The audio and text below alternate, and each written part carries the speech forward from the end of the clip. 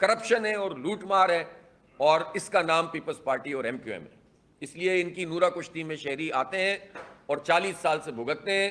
ان لوگوں کو بری طرح سے عوامی سطح پر الحمدللہ عوام نے ان سے بدلہ لیا تھا، ان کو ریجیکٹ کر دیا تھا، ان کو ایک پولنگ اسٹیشن بھی نہیں جیتنے دیا تھا، لیکن اسٹیبلشمنٹ نے ان کے سر پر ہاتھ رکھا، ان کو مسلط کیا، اور اب جو گند پھیل گئی ہے وہ کیسے صاف ہوگی کرے گا۔ اس لیے ہم یہ سمجھتے ہیں کہ جو زرداری صاحب کا بیان ہے کہ اسٹیبلشمنٹ کے ساتھ مل کر چلیں گے، تو بھائی آپ تو اسٹیبلشمنٹ کی A+ ٹیم کے طور پر کام کر رہے ہیں، اور میں ان سارے لوگوں سے جو اینکرز اور میڈیا پرسن اور جو پرانے لیفٹ رائٹ کے لوگ ہیں، جو پیپلز پارٹی کو بڑا جمہوریت اور کا چیمپئن اور عوام دوست، میں ان سے پوچھنا چاہتا ہوں، ایوب خان کو ڈیڈی کہنے سے لے کر، فاطمہ جناح کے خلاف کمپین چلانے سے لے کر، بنگلہ دیش بنانے یعنی اکثریت کو نہ ماننے،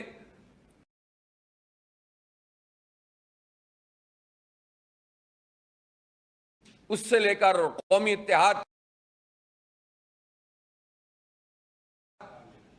کا مینڈیٹ تسلیم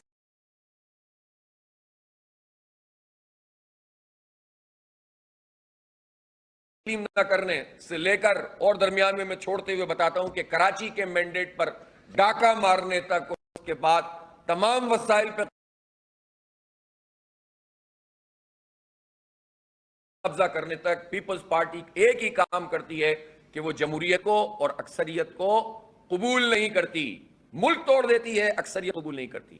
کراچی کا بیڑا غرق کر دیا، کراچی میں میئر تسلیم نہیں کیا جماعت اسلامی کا، نمبرز پہ یقین نہیں رکھتی، اور پھر اسٹیبلشمنٹ کے حق میں بیان دے کر یہ سمجھتے ہیں کہ اب ہماری سیٹنگ ہو گئی۔ تو اینٹ سے اینٹ بجانے سے لے کر اسٹیبلشمنٹ کے ساتھ مل کر کام کرنے تک کا سفر، آپ کے حق میں بیانات جاری ہو جائیں اور آپ ان لوگوں کو ہم پر مسلط کرتے رہیں جو زمینوں پہ قبضہ کریں، جو بجٹ کو کھا جائیں، جو 3,360 ارب روپے کا کراچی کا بجٹ کھا جائیں، جو ہمارا بیڑا غرق کر دیں، ہمیں جو ہے وہ آج کے زمانے میں بدترین حالات سے گزار دیں۔ آپ بتائیے نا کہ اگر گجراوالا میں BRT بنتی ہے، فی یعنی کلومیٹر اگر اس کا خرچ آتا ہے 2.2 ارب روپے، تو کراچی میں ریڈ لائن پہ یہ 6 سے لے کر 9 ارب روپے کیوں آتا ہے؟ ایسی کیا چیز ہے کراچی میں کہ قیمتیں 3 گنا بڑھ جاتی ہیں؟ وہی سیمنٹ ہے، وہی بجری ہے، وہی ریت ہے، وہی انسان ہے، وہی سریا ہے، تو وہاں کم کیسے ہوتا ہے، یہاں زیادہ کیسے ہو جاتا ہے؟ تو جس کے حق میں زرداری صاحب بیانات دے رہے ہیں وہ بتائیں نا کہ انہوں نے کیوں ان کو مسلط کر کے رکھا ہوا ہے۔ ہم سے کہا گیا تھا کہ ہم سندھ میں سسٹم پہ ہاتھ ڈالیں گے، یہاں سسٹم کام کر رہا ہے۔ انہوں نے تو سسٹم کو وزارتیں ہی نہیں دیں، بلکہ ایوان صدر میں جا کے بٹھا دیا، اور اب وہ پورا سسٹم کام کر رہا ہے۔ اس لیے جس نے بھی یہ سب کچھ کیا ہے وہی ذمہ دار ہے، اور اسی کا کام ہے کہ صفائی کرے۔ جہاں تک اس وقت بجٹ کا تعلق ہے، جو صورتحال ہے اس وقت، پیٹرول کی قیمتیں کل گورنمنٹ نے 22 روپے کم کی ہیں۔ ہمارا خیال یہ ہے کہ فوری طور پر جو کرنا چاہیے تھا وہ 122 روپے کم کرنے چاہیے تھے، 22 روپے نہیں۔ کیوں؟ اس لیے کہ لیوی کا کیا جواز ہے ان حالات میں کہ جبکہ جنگ لگی ہوئی تھی؟ ویسے بھی لیوی تو یہ پیٹرولیم ڈیولپمنٹ لیوی ہے، 8,066 ارب روپے ان کے ریکارڈ میں ہے، سرکار کے جمع کیے ہیں اب تک اس میں، اور یہ پیٹرولیم کو ڈیولپ کرنے کے لیے تھی، ریفائنریز کو کی کیپیسٹی بڑھانے کے لیے تھی، ان کی ایفیشنسی بڑھانے کے لیے تھی۔ تو یہ ساری حکومتیں جو نون لیگ مسلسل رہی ہے، پیپلز پارٹی رہی ہے، 3.5 سال کے لیے PTI رہی ہے، باقی قاف لیگ، یہ سب ایک ہی ہیں۔ یہ جو پیپلز پارٹی اور یہ تو PDM ہے، یہ تو مسلسل حکومت میں۔ تو اب یہ بتائیں نا کہ ان لوگوں نے 8,066 ارب روپے سے پیٹرولیم کی ریفائنری میں یا اس کی ڈیولپمنٹ میں کیا کردار ادا کیا ہے، اور وصول کس سے کیا ہے؟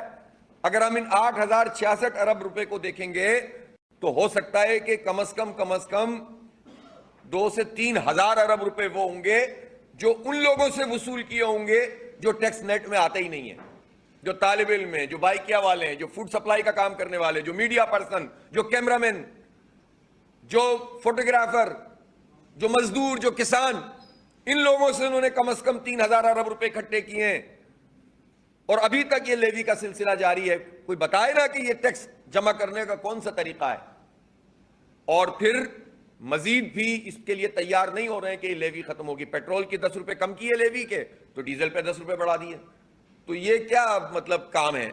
اس طرح سے تو مسئلہ حل نہیں ہوگا ہمارا. میں نے وزیر اعظم صاحب سے بھی فون پہ کہا تھا, انہوں نے جب فون کیا تھا عید الاضحیٰ کی مبارکباد کے لیے, کہ آپ یہ عوام کے اوپر رحم کریں اور کیوں یہ کیا ہوا ہے, آپ یہ لیوی ختم کریں. انہوں نے کہا کہ ہم پر بڑا دباؤ. میں نے کہا آپ کیوں دباؤ وصول کرتے ہیں؟ جب جنگی حالات ہوتے ہیں تو فورس میجور ہوتا ہے ہر معاہدے میں, تو ہم کیوں IMF کی غلامی اختیار کریں؟ لیکن ظاہر ہے کہ یہ مسئلہ صرف اتنا سا نہیں ہوتا. یہ جو پورا حکمران طبقہ ہے, اس میں بڑے بڑے ٹاپ کے بیوروکریٹس ہیں اور حکومت چلانے والے لوگ ہیں, ان کی IMF سے ایک سودے بازی ہوتی ہے, کک بیکس ہوتی ہیں, اس میں انڈر دا ٹیبل جو ہے وہ ڈیلز ہوتی ہیں. یہ عوام کے مفاد میں اس طرح فیصلے نہیں کر پاتے. یعنی IMF کو کوئی اعتراض نہیں ہوتا مریم نواز کے 11 ارب روپے کے جہاز پہ اور 9 کروڑ روپے کے چیئرمین سینٹ کی گاڑی پر, لیکن IMF کو اس پر اعتراض ہوتا ہے کہ آپ لیوی کیوں کم کر رہے ہیں. تو اس سے آپ سمجھ جائیں نا کہ IMF پاکستان سے محبت کرتا ہے اور اس کے حق میں ہے کہ اس کے خلاف ہے. وہ صرف ایک اشرافیہ کے حق میں ہے, اور اس اشرافیہ کے ذریعے سے ہماری معیشت کو بھی کنٹرول کرتے ہیں, عالمی سامراجی طاقتیں, اور ہماری سیاست کو بھی کنٹرول کرتے ہیں. تو عوام کا یہ کام ہے کہ اس اشرافیہ سے جان چھڑائیں. کسی ایک پارٹی کا مسئلہ نہیں ہے, ایک طبقہ ہے کہ جو پورا کا پورا ہم پر مسلط ہے. پیٹرول کے حوالے سے اور بجلی کے حوالے سے اور گیس کے حوالے سے ہمارا کہنا یہ ہے کہ اگر یہ قیمتیں کم نہیں ہوں گی تو 100 ارب ڈالر بھی پاکستان کو مل جائیں وہ بھی ڈوب جائیں گے. اور اگر پالیسی ٹھیک نہیں ہوں گی اور عیاشیاں اپنی حکمران کم نہیں کریں گے. اس وقت جو ضرورت ہے وہ یہ ہے کہ پیٹرول کو 250 روپے کی سطح پہ لایا جائے, اس لیے کہ اب ایکس ریفائنری تقریباً اتنا ہی پڑ رہا ہے, اور اس کو لاک کر دیا جائے 3 سال کے لیے. یہ 3 سال کے لیے آپ پیٹرول کی قیمت لاک کریں. آپ بجلی کو جو آپ نے کمٹمنٹ کی تھی کہ صنعتی بجلی کو ہم جو ہے وہ 9 سینٹ پہ لے کر آئیں گے, وہ لے کر آئیں. اسی طرح گیس کی قیمت کم کریں اور اس کو 3 سال کے لیے لاک کریں. آپ کو کسی لیوی کی ضرورت نہیں پڑے گی. معیشت کا پہیہ چلے گا اور ہم سارے ٹیکسز وصول کر لیں گے.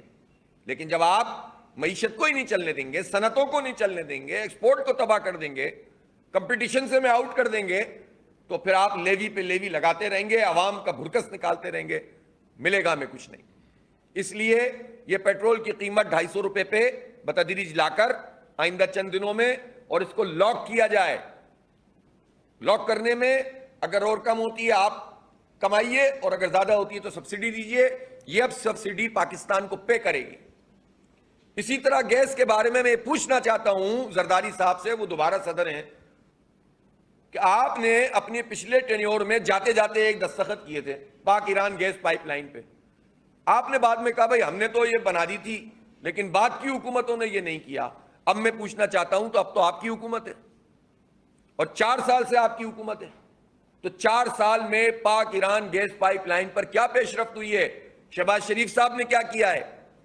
اور اس وقت جب پاکستان کی پوزیشن انٹرنیشنلی ریکگنائز ہو رہی ہے, تعریفیں آپ سمیٹ رہے ہیں, تو یہ تو رائٹ ٹائم تھا کہ آپ یہ کہتے کہ ہم یہ کام کریں گے اور اسی طرح ایران کے ساتھ آزاد تجارت کریں گے اور پیٹرولیم کا جو پورا نیٹ ورک ہے وہ ایران کے ساتھ مل کر چلائیں گے.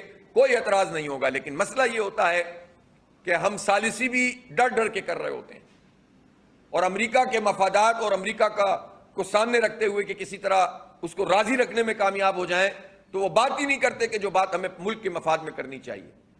لہٰذا اس وقت یہ ضروری ہے کہ ہم ان سب ایشوز کو ایڈریس کریں. تنخواہ دار طبقے نے 605 ارب روپے پچھلے فسکل ایئر میں جمع کرائیں, اور جاگیردار طبقے نے, میں عام کاشتکار کی بات نہیں کر رہا, میں چھوڑتا ہوں 50 ایکڑ تک کے لوگوں کو بھی, لیکن 50 ایکڑ سے زیادہ جو لوگ جاگیردار ہیں, 100 ایکڑ 100 مربع 1000 مربع والے بھی ہیں پاکستان میں, ان سب نے مل کر 12 ارب روپے بھی جمع نہیں کرائے, اور تنخواہ دار طبقے نے 605 ارب روپے جمع کرائے, اور اس سال بھی 450 ارب روپے کے قریب یہ وصول کر چکے ہیں. گویا اتنے بڑے پیمانے پر جو انہوں نے پیسے وصول کیے ہیں تنخواہ دار طبقے سے, ہم یہ ڈیمانڈ کرتے ہیں کہ اس بجٹ میں 1,25,000 روپے تک کی تنخواہ والے فرد کو ٹیکس نیٹ سے فری کیا جائے, اس پر ٹیکس لاگو نہ کیا جائے, اور جو زیادہ تنخواہ والے لوگ بھی ہیں ان کے ساتھ بھی زیادتی نہیں ہونی چاہیے. یہ پروفیشنل لوگ ہیں, ان کی وجہ سے پاکستان کا سسٹم آگے بڑھتا ہے. اگر ان کی سیلری 4 لاکھ اور 5 لاکھ ہے تو یہ باہر جائیں گے تو ان کو اس سے زیادہ پیسے ملیں گے، لیکن جب آپ 35% اور 30% ان سے پیسے کاٹ لیں گے تو یہ پھر پاکستان میں نہیں رہتے، پھر یہ کہتے ہیں کہ ہمارا پورا نہیں ہوتا اس لیے کہ ہمارے خرچے بھی ہماری آمدن کے لحاظ سے ہیں۔ اس کے نتیجے میں پاکستان سے برینڈ ڈرین بھی ہوتا ہے اور پاکستان کو نقصان بھی ہوتا ہے۔ لہٰذا میکسیمم ٹیکس کاٹنے کی جو شرح سیلریڈ کلاس سے ہے وہ 15 سے 17% سے زیادہ نہیں ہونی چاہیے، اور 1,25,000 کی تنخواہ والے کو ٹیکس سے فری کیا جائے، اس لیے کہ آلریڈی یہ طبقہ ٹیکس دے رہا ہے۔ صبح آپ چائے پینے سے لے کر اور بائک چلانے اور گاڑی چلانے تک، اور کھانا کھانے سے لے کر اپنے بچوں کو اسکول چھوڑنے اور لینے اور ان کی فیس ادا کرنے تک، اور بجلی کا بل ادا کرنے سے لے کر پیٹرول کی قیمت دینے تک، اور گیس کا بل ادا کرنے سے لے کر صابن خریدنے تک ٹیکس ہی ٹیکس ادا کر رہے ہوتے ہیں۔ تو یہ مڈل کلاس کو تو مار کر رکھ دیا ہے آپ نے، تباہ کر کے رکھ دیا ہے، برباد کر دیا ہے۔ تو یہ مڈل کلاس کتنا ٹیکس دے آپ کو، اور پھر آپ تنخواہ سے بھی ٹیکس کاٹ لیتے ہیں۔ انڈائریکٹ ٹیکسز کا جو نظام یہ انہوں نے بنایا ہوا ہے، تو یہ ایف بی آر کیا کرتا ہے؟ ایف بی آر کے 25,000 ملازمین اور بڑے بڑے افسران اور ان کی بڑی بڑی گاڑیاں سب مل کر پاکستان میں ٹیکس کلیکشن میں جو ان کا کنٹریبیوشن ہے نا، وہ 1,000 ارب روپے بھی نہیں ہے۔ یہ میں نے بہت سیف سائٹ پہ آپ کو بتایا، کچھ رپورٹس ایسی آ رہی ہیں کہ 400-500 ارب روپے سے زیادہ ان کی ایفرٹ سے جمع نہیں ہوتا، باقی سارا اسی طرح سے وصول کرتے ہیں یہ۔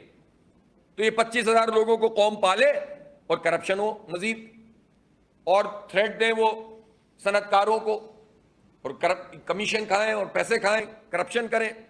تو یہ سارا نظام جب تک درست نہیں ہوگا تو آپ کیسے جو ہے وہ معیشت کو ٹھیک کر سکتے ہیں؟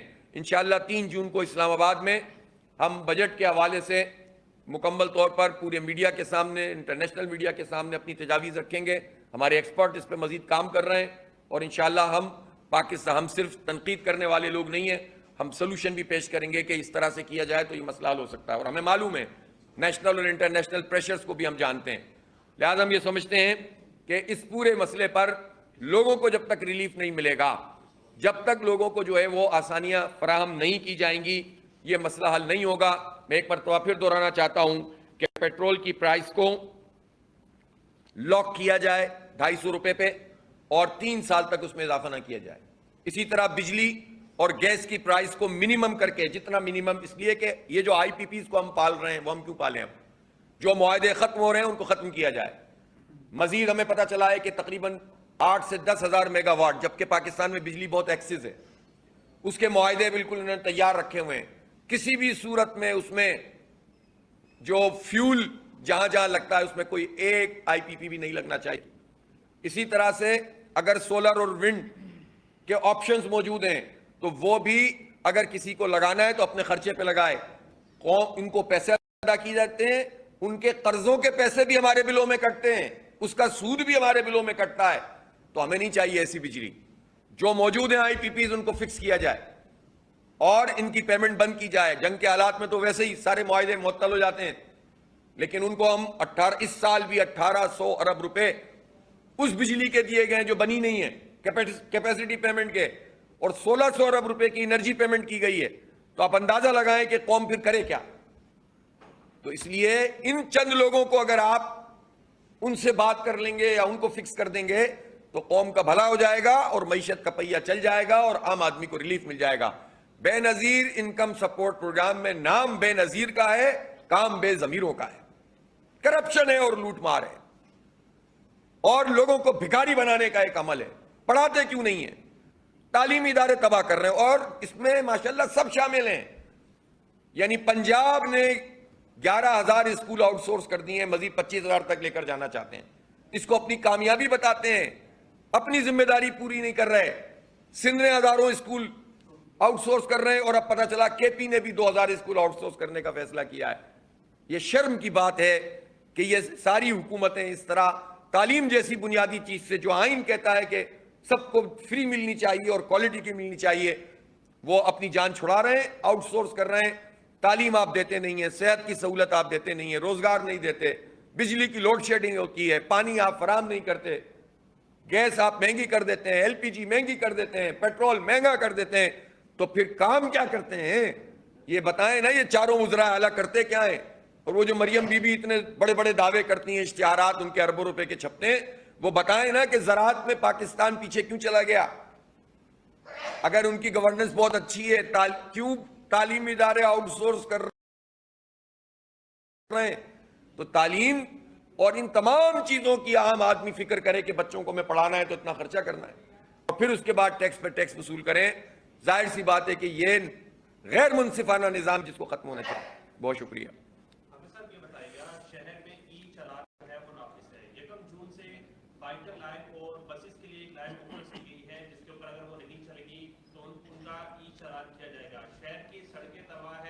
سڑکوں پر لائنیں نہیں لگی ہوئی, سائن بورڈ موجود نہیں ہے, اس پر کیا کہیں گے؟ اور دوسرا یہ بتائیں گے کہ میئر کراچی نے 60 دن میں جہانگیر روڈ کو بنانے کا دعویٰ کیا تھا, 130 دن گزر چکے ہیں, اس پر کیا کہیں گے؟ اب اس پر میں کیا کہوں, آپ نے کہہ دیا. بھائی دیکھیں, یہ غیر منصفانہ ای چالان کی ہم دیکھیں, چالان کی مخالفت کبھی بھی نہیں کرتے, لیکن جب آپ سڑک نہیں بناتے, سہولت نہیں دیتے, اور پھر کیمرے تک آپ کے صحیح کام نہیں کرتے, غلط بھی لوگوں کو چالان چلے جاتے ہیں. دوسرا یہ کہ اب تو انہوں نے کیمروں سے بات آگے نکال دی, اب تو پولیس والوں کو اختیار دے دیا کہ وہ تصویر کھینچیں اور دے دیں, اب جہاں کی بھی تصویر کھینچ دیں وہ. اور اس طرح سے یعنی آپ دیکھیں نا, ایک نوجوان جو فی لیٹر گورنمنٹ کو 150 روپے کا فی لیٹر ٹیکس ادا کر رہا ہے, تو ٹیکس پیئر ہے بہت بڑا, ان سارے حکمرانوں سے بڑا ٹیکس پیئر ہے, اور اس کے ساتھ یہ سلوک ہو کہ آپ اس کے چالان پہ چالان کریں. پھر یہ ہے کہ آپ نے پارکنگ کا پراپر نظام بنایا کیا ہے؟ جب پراپر نظام نہیں ہے تو پھر آپ چالان تو کرتے چلے جائیں اور نظام نہ بنائیں, تو یہ بہت بڑی زیادتی ہے, اس کو ریوائز کرنا چاہیے. اور میں اب جہانگیر روڈ پہ کیا بات کروں, آج وہ آئے نہیں ہیں ہمارے خورشید بھائی, وہ زیادہ اس کے ایکسپرٹ ہیں, اور ہر روڈ کا یہ حال ہے. میں نے بتایا نا, K4 کو 21 سال ہو گئے نہیں بنی, گرین لائن 2016 سے اب 10 سال ہو گئے نہیں بنی, ریڈ لائن کو 4 سال تو تقریباً ہو چکے ہیں, ابھی آدھا کیا پاؤ کام بھی نہیں ہوا. اسی طرح سے جو ہے وہ یلو لائن کا کام نہیں ہوا. اور مزے کی بات یہ ہے کہ جو اورنج لائن بنائی ہے اس میں بھی 1.25 کلومیٹر کا تو بنارس کا پل ہے, اس کو بھی شامل کرتے ہیں وہ, اور وہ ایسا فضول پروجیکٹ ہے کہ جس کا کوئی فائدہ نہ اورنگی کے عوام کو ہے اور نہ پورے جو ہے وہ ویسٹ کے اور سینٹرل کے عوام کو ہے. تو اتنے نااہل قسم کے لوگ ہیں جو کوئی ایک کام بھی نہیں کر پا رہے, تو اب آپ کتنے سوال کریں گے اور میں کتنے جواب دوں گا.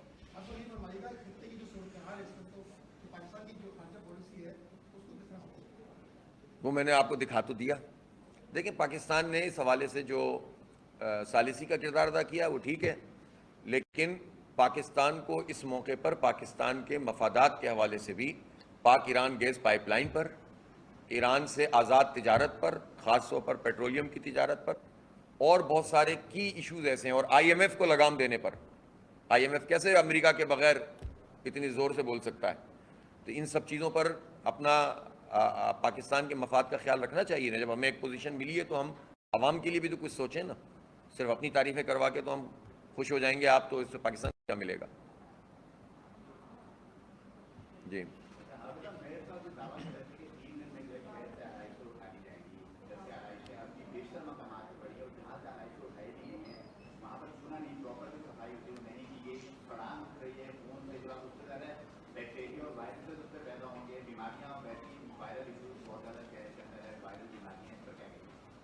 اس پر میں اب کیا کہوں, شروع میں کہہ چکا ہوں.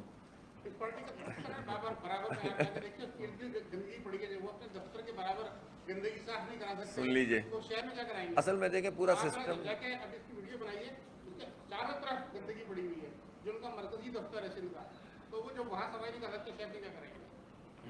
ظاہر ہے ان سے کام تو ہوتا نہیں ہے, ان کو پیسے بنانے سے اس پورے سسٹم کو فرصت ملے تو یہ عوام کے لیے کوئی ریلیف کا کام کریں.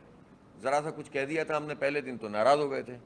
اب بات یہ ہے کہ یہ قبضہ کر لیں, یہ میتھمیٹکس بدل دیں, یہ جمہوریت پہ شبخون مار دیں, یہ سارے اداروں کو پر قبضہ کر لیں, یہ کرپشن کے ریٹ 71% تک بڑھا دیں, انہیں کچھ نہ کہو.